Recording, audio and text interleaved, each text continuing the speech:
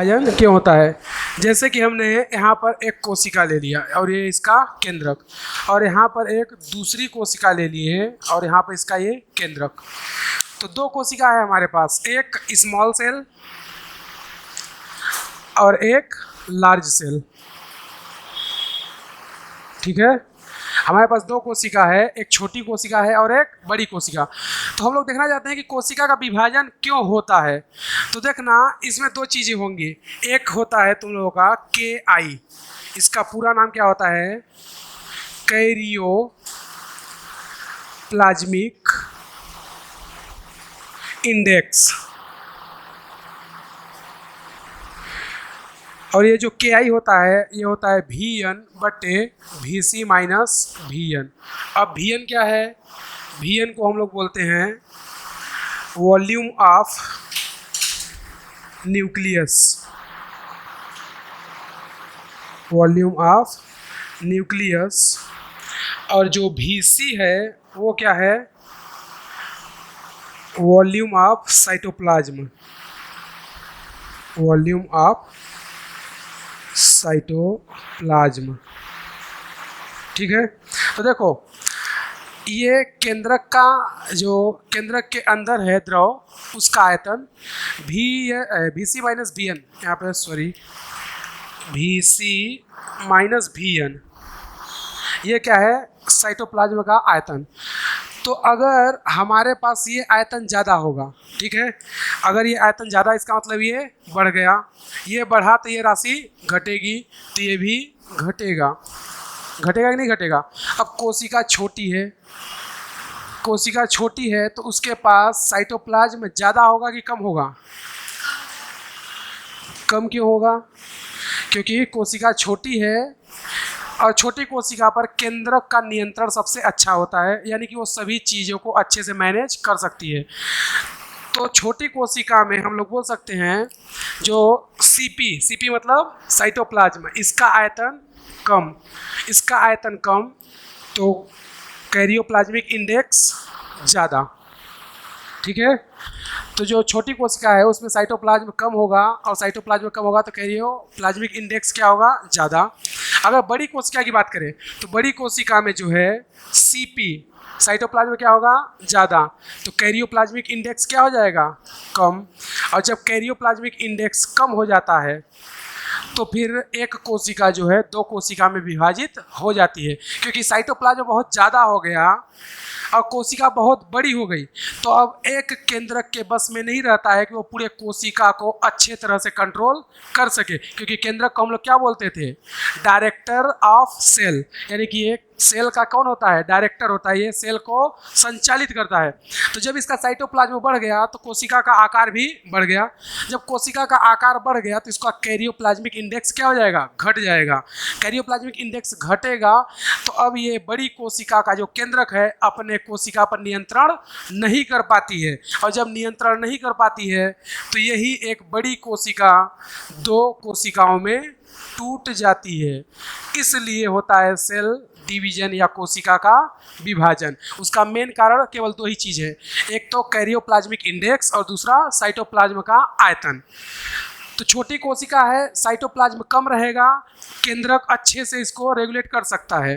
जैसे अगर एक छोटा परिवार है जिसमें 4 लोग हैं, मम्मी पापा भाई बहन, तो उसके फैमिली मेम्बर जो पापा है वो सभी को अच्छे से देखभाल कर सकता है कि कौन कब कहाँ जाता है, क्या करता है। अब एक बड़ा परिवार, उसमें 5 भाई, उन 5 भाइयों के 5-5 लड़के, उन 5-5 लड़कों के 10-10 फ्रेंड, किसको रेगुलेट करोगे? अब जो मुखिया होगा उसको खुद नहीं पता है कि वो कब आता है, अब कब जाता है, तो वो दूसरे को कैसे रेगुलेट करेगा? तो फिर ऐसे स्थिति में क्या होते हैं? घर अलग होते हैं। बड़ा भाई अपना अलग से अपने बीवी बच्चों को लिया, अलगे हो गया। छोटा भाई अपने बीवी बच्चों को लिया, अलगे हो गया। तो वही तो हो रहा है। ये छोटा परिवार था, सुखी परिवार था, ये बड़ा परिवार था, झगड़े हुए और ये लोग अलग हो गए। इसलिए होता है सेल डिवीजन। अब सेल डिवीजन के लिए एक महत्वपूर्ण एंजाइम होता है जिसको बोलते हैं सीडीकेज एंजाइम। ठीक है, तो जो सीडीकेज एंजाइम होता है इसके कारण सेल का डिवीजन सबसे मुख्यतः होता है। इस सीडीकेज एंजाइम में दो चीज़ें होती हैं, एक तो होता है हमारा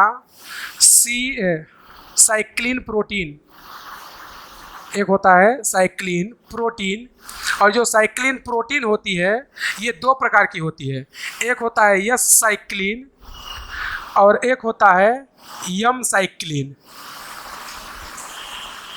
ठीक है, कोशिका विभाजन कराने में इस एंजाइम का बहुत ज़्यादा मदद होता है। क्या करता है ये, इसके पास सीडीकेज एंजाइम और एंजाइम में दो चीज़ें, एक प्रोटीन होता है, और ये प्रोटीन साइक्लिन प्रोटीन दो प्रकार का, एस साइक्लिन और एम साइक्लिन। इसमें दूसरा जो भाग होता है वो होता है काइनेज एंजाइम, काइनेज एंजाइम। और ये जो काइनेज एंजाइम है, ये काइनेज एंजाइम, तो इस एंजाइम की अगर हम लोग बात करें तो इस एंजाइम से या यस साइक्लिन जुड़ता है या एम साइक्लिन जुड़ता है, दोनों में से कोई भी जुड़ जाए, या एस साइक्लिन जुड़ जाए या एम साइक्लिन, तो ये एंजाइम क्या हो जाता है, एक्टिव। ठीक है, जैसे ही एक्टिव होगा क्या बन जाएगा, सीडीकेज एंजाइम, और ये कार्य करता है। कैसे करता है, हम लोग कोशिका डिवीजन को एक चक्र के द्वारा देख रहे हैं। ठीक है, इसको हमने 4 भागों में बांट दिया है। कोशिका विभाजन की ये अवस्थाएं, इसको G1, ये यस, ये G2 और ये M। ठीक है, तो यहाँ G1 से ये चला गया कहाँ, यस में, ये यस से चला गया G2 में, और ये G2 से चला गया M में, और ये M से चला गया G1 में। ठीक है, तो हम लोग सीडीकेज एंजाइम की भूमिका देख रहे हैं, कोशिका विभाजन में क्या होता है। तो देखना, सबसे पहले क्या होता है, यहाँ पर हमारा ये आ गया कौन, सीडीकेज। ठीक है, पूरा नहीं, केवल उसका एंजाइम वाला भाग, काइनेज। ठीक है, इस काइनेज को हमने क्या बोला, सीडीके। ठीक है, ये जो सीडीकेज एंजाइम है इसका केवल काइनेज भाग आता है, जिसको हमने बोला सीडीके। और इसमें केवल क्या है, इसमें केवल एंजाइम है, इसमें केवल क्या है, एंजाइम है। और इस पर जैसे ही कौन आता है, यहाँ पर आता है एम साइक्लिन, और ये एम साइक्लिन इस पर आकर के इस तरह से ऐसे जुड़ जाता है। ठीक है, ये जैसे ही इस पर आकर के जुड़ेगा, जुड़ने के बाद देखो एक्चुअल में ये ऐसा हो जाता है।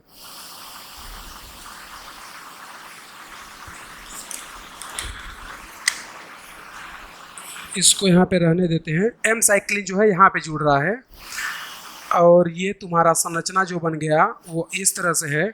और यहाँ पर अभी तक ये प्रोटीन नहीं जुड़ी है, तो ये कैसा हो गया, सीडीकेज इनएक्टिव। कैसा है, इनएक्टिव। जैसे ही एम साइक्लिन जुड़ेगा ये क्या हो जाएगा, एक्टिव हो जाएगा, और ये यहाँ पर आकर के इस तरह से जुड़ जाता है। और अब ये क्या बन गया, एम सीडीके कॉम्प्लेक्स। क्या बन गया, एम सीडीके कॉम्प्लेक्स। और ये अब जो सीडीके था ये कैसा हो जाएगा, एक्टिव हो जाएगा, और जैसे ही ये सक्रिय होगा, कोशिका को ये G2 से एम फेज और एम फेज से G1 में पहुंचा देगा। अब अगले स्टेप में जैसे ही अगला काम हो जाएगा, यहाँ से M अलग हो जाएगा और CDK अपना अलग, और ये अपना एंजाइम को ले लिया, और इधर पे ये निकल दिया कौन, जो है ये निकल दिया हमारा M साइक्लिन प्रोटीन। ये जो M साइक्लिन है अलग हो गया। अब CDK कैसा हो गया, फिर से इनएक्टिव। क्या हो गया, इनएक्टिव। अब ये इसके पास आएगा, और यहाँ पर बैठा कौन है, एस साइक्लिन, क्योंकि दो है ना, एक एस साइक्लिन है, एक एम साइक्लिन। तो एम साइक्लिन जैसे ही हटा, सीडीके हो गया इनएक्टिव। जैसे ही यहाँ पर ये पहुँचा तो इसने क्या किया, इसके साथ जुड़ गया, इसके साथ जुड़ जाता है तुम्हारा एस साइक्लिन, तो इसका नाम हो जाता है एस सी डी के कॉम्प्लेक्स। ठीक है, और ये जो एस सी डी के कॉम्प्लेक्स बनता है, अब एंजाइम कैसा है, एक्टिव। और जैसे ही एंजाइम एक्टिव होता है, यहाँ पर हमारा आकर के जुड़ा कौन था, यहाँ पर जुड़ा था एस साइक्लिन। और जैसे ही एस साइक्लिन जुड़ेगा ये एक्टिव होगा, कोशिका जीवन से कहाँ चली जाएगी, एस फेज में। अब जैसे ही इसका काम हो जाएगा, जीवन से एस में जाएगी, ये एस साइक्लिन अलग होगा, इसको फिर से अलग छोड़ देगा और ये फिर इनएक्टिव होकर के यहाँ पहुँच गया। तो ये दोबारा यहाँ से यहाँ इसका सीडिकेज भाग इनएक्टिव जो कि फिर से यहाँ पहुँचा, इसके पास एम साइक्लिन ने क्रिया किया, फिर से एक्टिव। तो ये चक्र लगातार चलता रहता है, इसलिए कोशिका विभाजन को करवाने के लिए सीडिकेज एंजाइम बहुत महत्वपूर्ण होता है। समझे। और कोशिका विभाजन दो चीज़ों के कारण होती है, एक कैरियोप्लाज्मिक इंडेक्स और दूसरा साइटोप्लाज्म का आयतन। अगर कैरियोप्लाज्मिक इंडेक्स कम है तो कोशिका का विभाजन हो जाएगा, इसका मतलब क्या है, साइटोप्लाज्म ज़्यादा हो गया है।